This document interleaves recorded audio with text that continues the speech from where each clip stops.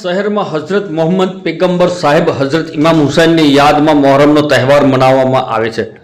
मोहर्रमना महीनामां शहीद थयेल एक ज कुटुंबीजनोनी यादमां मनाववामां आवे छे, जेने लई आणंद शहेरमां विविध ताजियाओनुं स्थापना करवामां आव्युं, जेमां नावी चालीमां कलात्मकता साथे इमाम हुसैनना रोजा मुबारक मूकवामां आव्या हता। અહીંના તાજિયાના પ્રમુખ આરિફભાઈ મલેક, ઉપપ્રમુખ અજ્જુભાઈ વોરા અને નાવી ચાલી મોહરમ કમિટી દ્વારા ખૂબ જ સુંદર આયોજન કરવામાં આવ્યું હતું।